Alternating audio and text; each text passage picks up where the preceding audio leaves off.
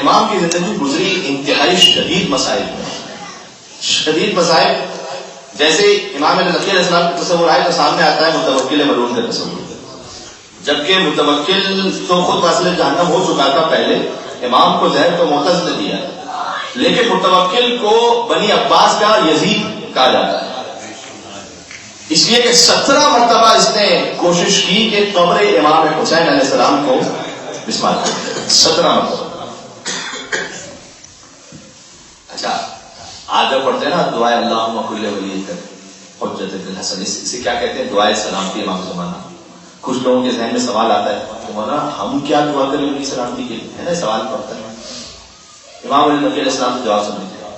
متوکل نے امام کو سامراں میں رکھا تھا اور امام ہاؤس ارسٹ تھے، حضرت بند تھے، اس لیے کہ ان خلفائے بنی عباس کو یہ معلوم تھا کہ حضور نے فرما دیا ہے کہ 12 کا عدد ہے کہ میرے بعد 12 خلفاء آنے والے، اور 10ویں تک بات پہنچ چکی ہے. اور اگر ہم نے اپنے سامنے رکھا 12 تک پہنچ گئے اور 12ویں کو اگر شہید کر دیا تو 12ویں کے بعد تو حجت خدا نہیں ہے. اس پر چونکہ میں جب آیا تھا آج سے 2-2.5 سال پہلے تو تھوڑی سی تفصیل سے بات کر چکا ہوں کہ یہ 12 کا عدد اور اس کے بعد خلفائے بنی عباس کیا کچھ کر رہے تھے، اس لیے اس سال پہلے اس کو مناسب بھی سمجھا کے بات کی جائے. انشاءاللہ کبھی شاید سال آئندہ اگر یہ پھر مجلس ہوئی یا کوئی ایسا موقع ہوا تو میں اس کو بات کروں گا انشاءاللہ کہ 12 کا عدد خلفائے بنی عباس کی نگاہ میں تھا. لہٰذا امام کو قید خانے میں نہیں رکھا تھا، نظر بند رکھا تھا، گھر میں تھے لیکن ہاؤس ارسٹ تھے، تاکہ پھر پتہ چلے 11واں اور پھر 12واں اور 12ویں کو شہید کر دیا. لہذا امام کی زندگی میں کثرت کے ساتھ ایسا آپ ایک لمحے کے لیے تصور کیجیے، اللہ نہ کرے کسی کے گھر میں ایسا سانحہ یوں پیش آئے بار بار. متوکل کے سپاہی آدھی رات کو ہر 1-2-3 دن بعد کبھی فوراً گھروں میں داخل ہو جاتے تھے امام کی. آپ تصور فرمائیے اگر کوئی بہت اپنا بھی آئے آدھی رات کو تو انسان کہتے ہیں کیا اس وقت آپ آتے ہیں. یہ لعین اور ملعون سپاہی یہ امام کے گھر میں داخل ہوتے تھے، امام سے بستر چھین لیا کرتے تھے. امام فوراً ان سے کہتے تھے کہ دیکھو میں مستورات کو ایک طرف کر دوں، پھر میں جو گھر میں دیکھنا ہے.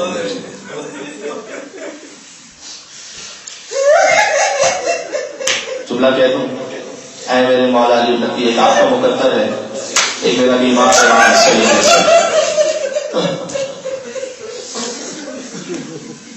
ان کا مقدر. بیویاں ایک خیمے سے دوسرے خیمے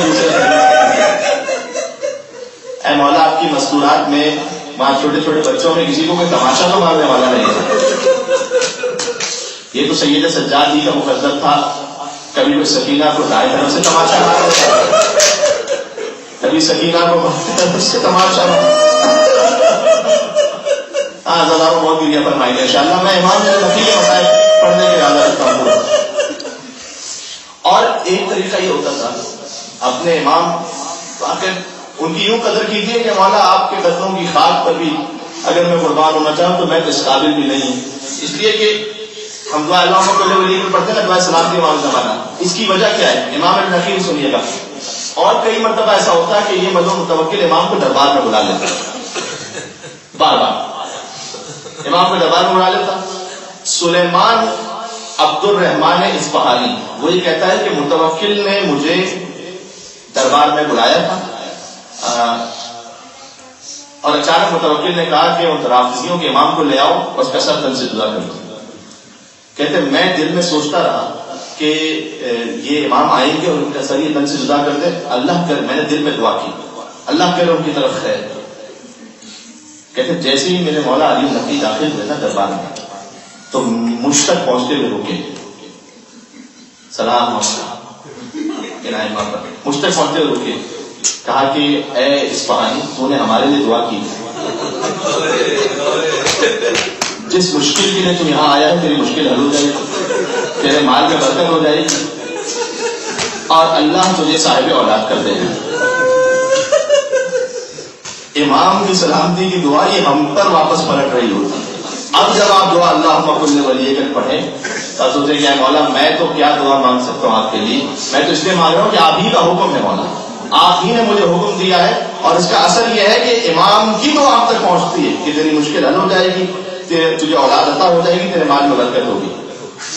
امام علی نقی کو جب اکثر دربار میں بلایا جاتا تھا، ایک مرتبہ اس لعین نے یہ کام کیا، میں کیسے کہوں لیکن بچوں تک پہنچانا بھی ضروری ہے، شراب کی محفل لگی ہوئی، امام کو دربار میں بلا دیا، جو صاحب تطہیر ہو، جو طاہرہ تطہیرہ کا وارث ہو، وہ دربار میں اور ان شرابیوں کے درمیان موجود ہے۔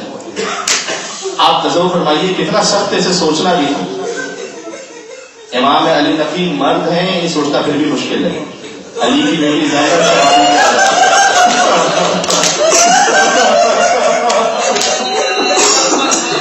علی کی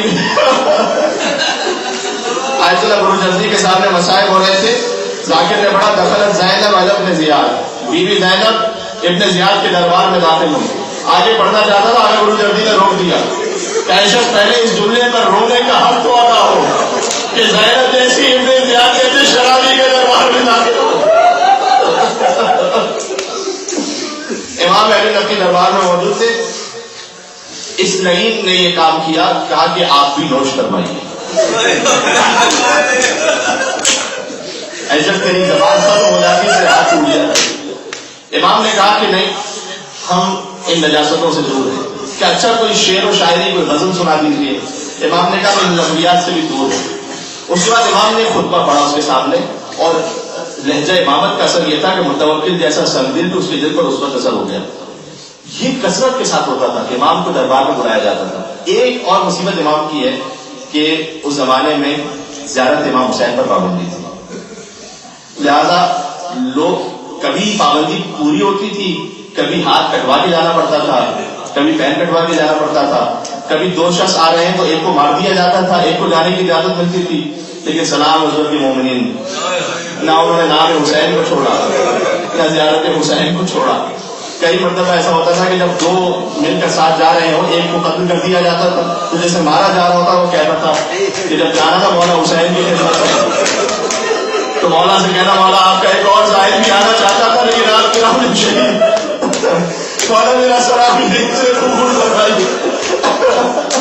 لہٰذا امام علی نقی اس زمانے میں زائرین پر بہت مظالم تھے۔ ایک صحابی تھے امام کے، جو امام تو سامدہ میں تھے، جا رہے تھے، ان کے ایک صحابی، امام نے کہا جب کربلا پہنچنا تو میرا سلام وہاں کہنا اور میرے لیے دعا کرنا۔ کہتے میں آگے بڑھا، راستے سے واپس پلٹ آیا، میں نے کہا اے مولا آپ تو خود حجت ہیں، آپ تو خود حجت ہیں، آپ تو اپنے زمانے کے حسین ہیں، آپ مجھ سے کہہ رہے ہیں کہ میں آپ کے لیے جا کر کربلا میں دعا کروں؟ کہا کہ اے شخص، ظاہری اسباب سے امام کہہ رہے ہیں، اے شخص ہم کربلا اس وقت ان ظاہری اسباب میں وہاں نہیں پہنچ سکتے، لیکن اللہ پسند کرتا ہے کہ کربلا میں اس کے بندے کا نام لے کر اس کے لیے دعا کی جائے، لہٰذا جب تو کربلا پہنچتا تو اپنے امام وقت کے لیے قبر حسین پر جا کر وہاں دعا کرنا۔ لہٰذا کتنے واقعات ایسے ہیں۔ مصر سے زید مجنون چلے امام حسین کی زیارت پر، امام علی نقی کا زمانہ ہے، اور کوفہ سے بہلول دانا چلے، یہ دونوں چلے امام حسین کی زیارت پر کربلا۔ کہتے ہیں کہ جب ہم دونوں وہاں پر پہنچے تو ایک شخص تھا، اس نے روک دیا ہم نے کہا امام حسین کی زیارت پہ جانا چاہتے ہیں۔ کہتے ہیں ایسا ہماری بات کہنے سے منقلب ہو گیا، تکوں میں گر گیا، شاید وہ خود بھی مومن تھا، کہتے ہیں کہ میرے لیے بھی جا کے دعا کرنا۔ کہتے ہیں ہم دونوں وہاں پر گئے، زید مجنون اور بہلول دانا، ہم زیارت کر کے واپس پلٹے۔ جب ہم واپس پلٹ رہے تھے تو جس نے چھوڑا تھا نا ہمیں پتا چلا کہ متوکل کے سپاہیوں نے اسے مار دیا، وہ قتل ہو گیا، وہ شہید ہو گیا، اس کا جنازہ سامرہ میں۔ تو زید مجنون کہتے ہیں میں مصر کے بجائے سامرہ پہنچا، امام علی نقی وہیں پر تھے، کہتے ہیں میں اس کے جنازے پر پہنچا اور میں قرآن پڑھ رہا تھا اور یا حسین کہہ کے رو رہا تھا کہ اے مولا تیرے چاہنے والے کو شہید کر دیا گیا، فقط اس جرم میں کہ اس نے آپ کے دو چاہنے والوں کو آپ کے روضے تک جانے کی اجازت دی تھی۔ اتنے میں شور بلند ہوا سامرہ میں، اور میں نے یہ دیکھا کہ ایک جنازہ جا رہا ہے کہ جس میں بہت سارے لوگ ہیں۔ تو میں نے کہا کہ کیا متوکل مر گیا ہے کہ اس کے جنازے میں اتنے لوگ ہیں؟ کہا نہیں، متوکل نہیں مرا، یہ تو متوکل کی ایک کنیز ہے، اور جب وہ مر گئی ہے تو متوکل نے حکم دیا ہے کہ سارا شہر اس کے جنازے میں شریک ہو جائے۔ تو کہتے ہیں زید مجنون کہتے ہیں کہ میں نے کہا کہ اے مولا کیا یہی تقدیر ہے اولاد فاطمہ زہرا ہے کہ بادشاہ وقت کی کنیز مر جائے تو جنازے میں اتنے لوگ ہوں، اور جب زہرا کا بیٹا کربلا میں تڑپتا رہا 3 دن کا بھوکا پیاسا تو اس کا لاشا اٹھانے والا بھی موجود نہیں تھا۔ یہ ہے امام علی نقی کے دور کے حالات۔ آپ نے سماعت فرما لیا اور میں بالکل اختتام میں پہنچ گیا. امام علی نقی کو زہر دیا تھا معتزلہ نے. یہ متوکل کیوں معاشرے جانا ہو گیا؟ امام علی نقی کو کیا کچھ برداشت کرنا پڑا ہے. ایک مرتبہ جب دربار میں بلایا تو اس نے متوکل لگید نے بیوی کی شان میں انتہائی گستاخانہ کلمات کہے. ویسے اہل بیت کا حکم ہے کہ ہمارے مسائل ہمارے چاہنے والوں سے نہ چھپایا کرو، لیکن خدا کی قسم مجھ میں جرأت نہیں ہے کہ میں ممبر سے کلمات کو کہہ سکوں. امام کے سامنے ان کلمات کو اس لعین نے کہا. اس کے بعد یہ باہر نکلا دربار سے اور یہ اپنی سواری پر تھا اور امام زمین پر تھے پیدل، اور امام سے یہ کہا کہ میں سواری پر بیٹھ کے جاؤں گا اور تم میرے ساتھ ساتھ چلتے رہو. اور گویا وہ کیفیت تھی کہ ایک مرتبہ امام علی نقی نے کہا کہ کیا ہماری حیثیت ناقہ صالح سے بھی کم ہو گئی؟ جب ناقہ صالح کی بے احترامی کی گئی تھی تو اللہ نے عذاب نازل کیا تھا اور لوگ اس وقت یہ سمجھ گئے کہ اب متوکل پر عذاب ہونے والا، اور چند ہی دنوں میں وہاں سے جہنم ہو گیا. اس کے بیٹے نے اسے خود قتل کر دیا، پھر اس کے بعد اس کا بیٹا آیا اور پھر آگے معتز. اس معتز نے زہر دیا ہے امام علی نقی علیہ السلام کو. یہ تاریخ کی مختصر تھی. امام علی نقی علیہ السلام کو زہر دے دیا گیا. 40 برس کا سن تھا لیکن جسم پہ راشا تاری ہو گیا، تڑپ رہے تھے امام حسن عسکری پہنچے اور گریبان کو چاک کیا. امام جیسے امام حسن عسکری نے گریبان چاک کیا تو کسی نے کہا آپ نے گریبان کیوں چاک کروا دیا؟ کہا موسیٰ نے اپنے بھائی ہارون کے لیے گریبان چاک کیا تھا. میرے بابا حجت خدا ہے، ان کی شہادت پر امام حسن عسکری نے گریبان چاک کیا. وہیں پر جب شہادت ہو گئی تو غسل و کفن کا اہتمام کیا اور جنازے کو گھر ہی میں دفن کر دیا. یہاں تک آگے امام علی نقی تک.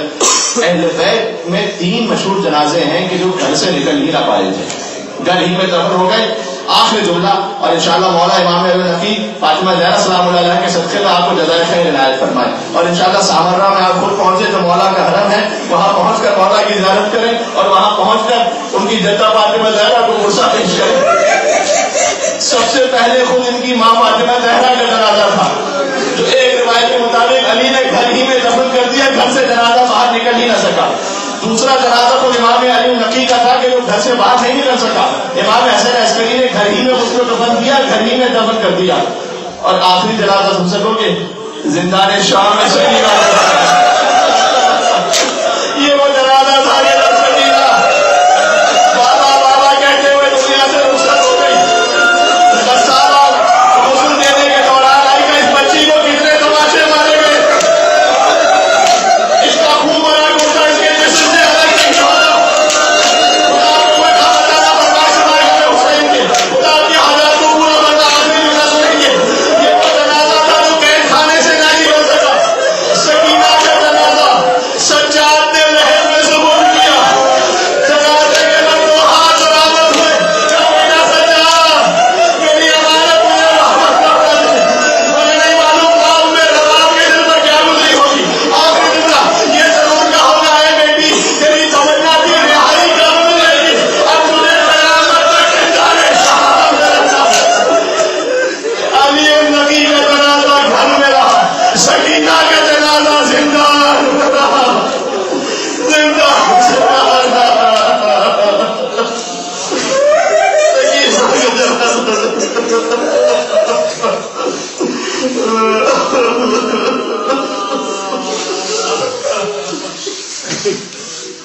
وسيعلم الذين ظلموا آل محمد أيام فلم ينقلبون يا أبا الحسن يا علي بن محمد. مولا علی نقی کو کرسا بھی دے رہے ہیں اور ساتھ ان سے توسل بھی کر رہے ہیں.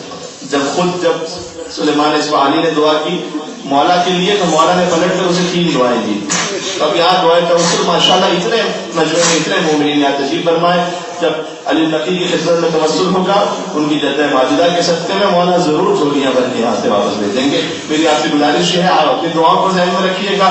اظہر بھائی کی دعائیں صحت کے لیے بھی گزارش ہے اور سب سے بڑی دعا ظہور امام زمانہ اور ساتھ ہی مولا سامرہ کا دربار دیکھنا آپ کا نصیب ہو سکے. کاظمین بھی پہنچے، سامرہ پہنچے، کربلا اور نجف پہنچے اور وہاں جا کر آپ کی خدمت میں وہاں سلام پیش کر سکیں، وہاں مسائل پڑھ سکیں.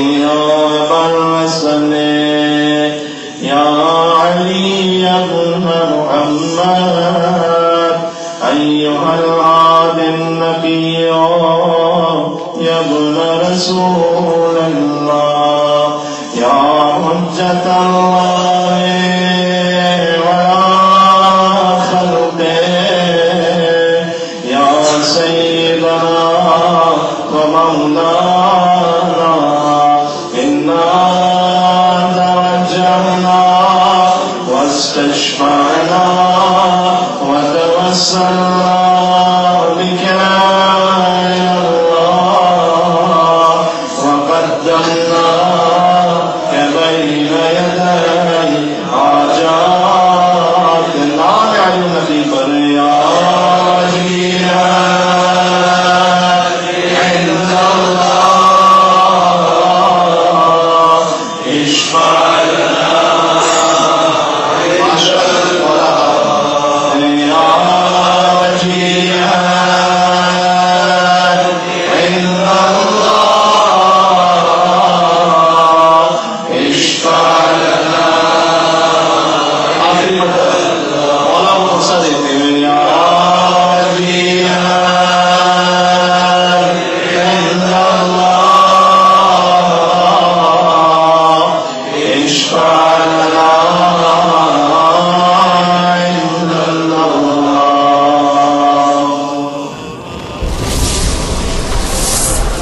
السلام على الحسين